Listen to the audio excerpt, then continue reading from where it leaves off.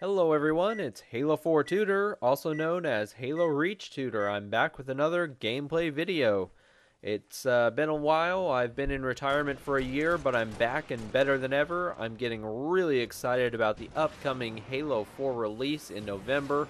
In the meantime, I could not resist coming back, starting my old channel back up again, and uploading some tips and tricks videos which I'm known for. I love to share the things that I've learned about Halo that help me win and help me get better, and I love sharing them here with you. And hopefully I'll be able to give you a couple things in the video today that'll help you step up your game and take it to the next level. A little bit of background on this video. If you check out the score early, I jumped in at about the 5-minute mark because I had a really lousy first half in this game. But you know, we're down by about 30 points early in the game, and it looked like it was going to be really ugly. Fortunately, I'm able to turn things around. I go on a 20 kill streak for a rampage, finish with 37 kills, so end up doing pretty well, and we're able to come from behind and pull off a win, which is you know, really rewarding and a lot of fun. And I want to give you a fair warning here. Those of you who have checked out my channel, you see that I've uploaded over 150 videos in my history, so I've done quite a bit. But you know, I'm uploading in HD now. I'm going to be moving on to some new content. Of course, Halo 4 is coming out soon. I'm going to be providing all new tips and tricks and strategies, and so for a lot of different reasons, I'm going to start phasing out some of the older videos on my channel. I'm going to do so very slowly. Probably every time I upload a new video, I'll phase out 2 older videos. And I want to tell you this because if you go back to my channel and you have some favorite videos that you've watched or some favorite tips or tricks that you've picked up, make sure to go back and re-watch those videos, re-enjoy those videos, because they're going into the vault soon and they will not be available publicly, at least for the time being. Again, I'm going to be phasing them out slowly, but you never know when your favorite video is going to go, so make sure to go back and check them out. Alright, so let's move on to the tips and tricks here. You know, like I said, this is a come from behind game. We're really far behind at first. You know, when you're down by 30 points or more, a lot of times it can become very discouraging. And in fact, a lot of players end up quitting at that point, and the truth is a lot of players did quit in this game. But in Halo and in life, you never want to quit before it's over. You know, you never know when you're going to have an opportunity to come from behind like I do right here, pick up a real sweet assassination. Those are always very satisfying. And you know, in Halo and in life, you're going to have chances to come from behind if you stick with it. If you follow the things that you know are going to work, right? I'm going to give you some tips and tricks here. If you follow them, I guarantee you're going to have a better chance at winning. You know, it's the same way in life. You work hard, you do what you're supposed to do, you have a great chance to come from behind and make something special happen. Well, in this game I want to talk a little bit about map control, because if you master some of the nuances, some of the subtleties within each map, you're going to have a really excellent chance of winning. Even if you're up against players who are better than you, even if you're up against teams who you know, just have more talent, more skill than you do, and more than your team, you can still pull off a win if you exercise better map control.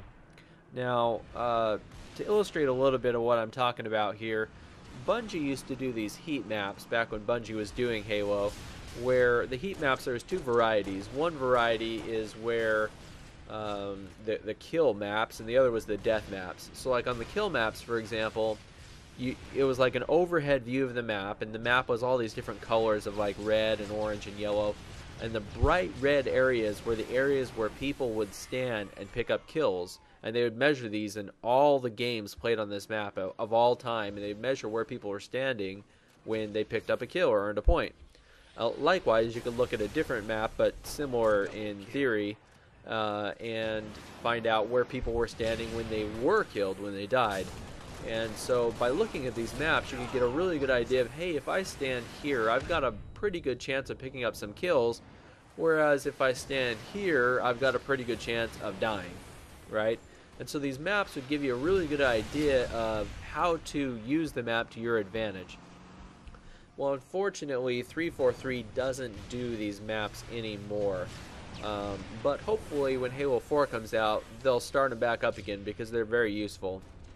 Regardless, you can kind of use some of the principles from the heat maps in any gameplay that you're on. You want to be able to find areas on the map that are going to give you an advantage and stay away from areas on the map that will give you a disadvantage. And I found that this area in this third base where I am right now, I mean, you've got the red base, the blue base, and you have kind of this third base that's in the center of the map pushed off to one side. And this is a very, very powerful area. I'm able to get a lot of kills both with the laser and with my DMR. Additionally, if I come under fire, I'm able to fall back under the base like I do right here. My shields are gone, my health is down, but I was able to fall down behind the base, gain some cover, pop back out the other side, get a double kill with the laser, right? If I was smart, I'd head into the base right now and grab a health pack, but for whatever reason I was ignoring the health pack. I'm not sure why. So that kind of lends to, I want to talk about some of the reasons why one area on the map might be considered a strong area, right? One of the number one things is that you have plenty of cover that you can fall back to. Okay, so like I talked about a couple seconds ago, when I fell under fire, I was able to fall back inside the base and get some cover. Secondly, back to the health packs, if there's a health pack nearby, that's always an advantage, so that if your health gets down, you can go back and recover with that health pack. That's helpful in between, one-on-one battles, as well as, after battles. So you see I got my running riot there. Now these guys are a perfect example of what not to do. They're way out in the open. There's no cover out there. They have no chance. When I start shooting at them, they have nowhere to retreat. Easy pickings, guys. Easy pickings. Now conversely up here, I have a lot of cover, right? I got this big wall that's shielding me to the right. I'm able to pick up a triple kill with the laser, guys. You should never, ever, ever have a passenger in the Warthog in a Slayer game. Only in an objective game types like capture the flag or assault. Only in those game types should you have a passenger in the Warthog. There's no reason, because you're going to give up an easy triple kill. So I'm here with the Rampage. That's 20 kills in a row. I've got a laser spree going as well. I'm giving you some tips for map control. The other thing that you want to look for is you want to have an excellent view. And this little third base has an excellent view of all the spawn points over on the other side of the map, and an excellent view of the opponent's base, which is fantastic. So as the opponents continue to spawn over on that side of the map, I have an excellent view of those areas, and I'm able to pick them off very, very easily. So you want to have an excellent view. You want to be able to run for cover. If possible, you'd love to be near a health pack. Additionally, you want to find an area that's difficult for your opponents to access, right? So if it's difficult for them to get to you, you're going to have an advantage. There's just no question about it.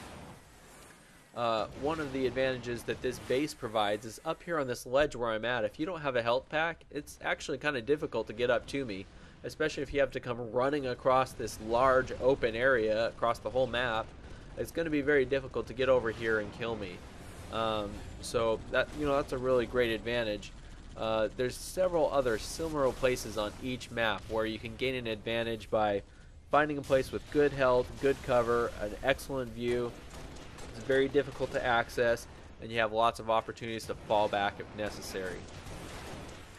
On the other hand, areas you want to avoid are areas where it's all open, there's nowhere to fall back to, there's no cover, there's no health, it's difficult to escape if you come under fire. Those are areas you need to stay away from, or you're going to get killed. Now, before I finish up this video, I wanted to throw out a question, because I want you to like, comment, and subscribe to the video. And when you comment, I want you to tell me what your favorite power weapon is. What's that weapon that you always go to when you have the opportunity? I was able to get a lot of laser kills here. We come from behind for the win. But my favorite power weapon of all time is the Gauss Hog.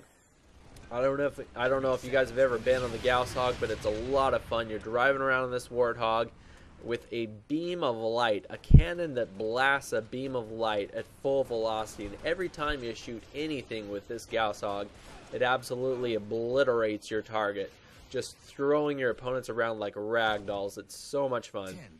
The Gauss Hog is without question my favorite power weapon in the game. So let me know what your favorite weapon is. Please like, comment, and subscribe. Thanks for watching. This is Halo Reach Tutor. I hope you guys picked up a couple tips and tricks along the way. I'll see you next time.